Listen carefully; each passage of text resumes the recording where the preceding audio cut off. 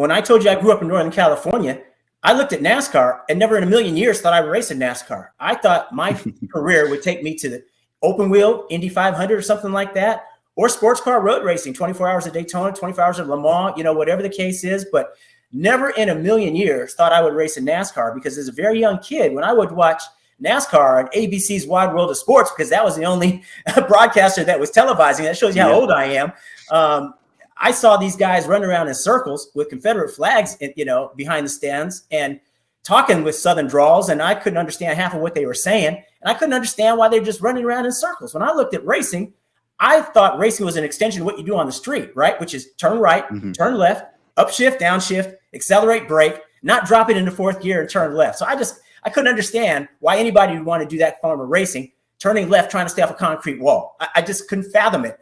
And lo and behold, I wind up coming to the Southeast with my wife's blessing, leaving a, again, huge, professional career to do something where I wasn't guaranteed an opportunity to make it. I didn't know if I was going to do it. She believed in me as much as I believed in myself, told me that, I'll support you. We can do this for about 3 years. We devised a game plan. I didn't do it on a wing and a prayer, but we basically had 3 years, or I had 3 years to make my dream a reality, or go back to, the fact that I was going to be working in the high tech sector for the rest of my career. So we committed wholeheartedly. We moved from California to Atlanta, which is where I am now.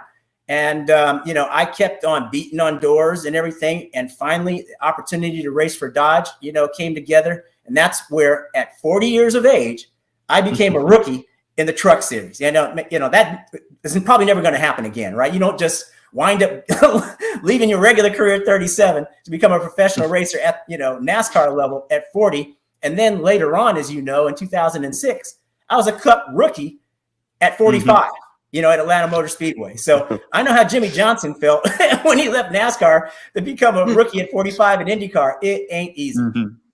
It is not. And, it's so funny to me. Matt Craftsman, I think, is the oldest truck driver right now, and he's 47, 48. And then you have 16-year-olds making starts in the truck series. And you go back and you look at even, when you were racing in trucks, and at the start of the truck series, I think the first truck race at Phoenix, like 85% of the field was either Cup regulars or Busch Series regulars. And it's just such a contrast to today. But that's just, it's how the sport's changed. And speaking of how the sport's changed, Bill, I mentioned earlier in the intro that you're a guy that we all should look up to, not as just a driver, but as a person. And a big part of that, to me at least, and I got a lot of this from reading your book and hearing other speeches, but was your push for diversity in NASCAR. I believe at one point, and correct me if I'm wrong, that you were even offered the role of heading up the Drive for Diversity program, which is still going strong today. But just kind of talk about how you think, and I, even if you downplay a little bit, I personally think you did a tremendous amount for it. You have guys, Bubba Wallace, Rajah Caruth now winning races, breaking through and just making the sport a better place for everybody. But what do you think you did to help the sport with diversity, which is an area where traditionally, or stereotypically anyway, everybody's always said it struggled? And then what strides do you think NASCAR has made recently in that sector?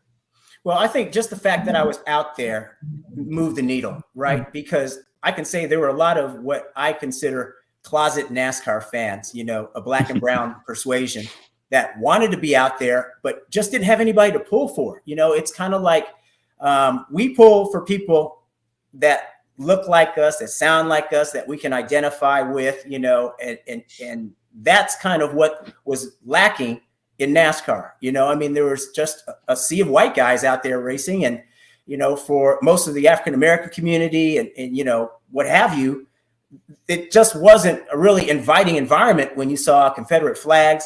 You didn't see anybody who you could really gravitate and pull for, per se, that might have looked like you.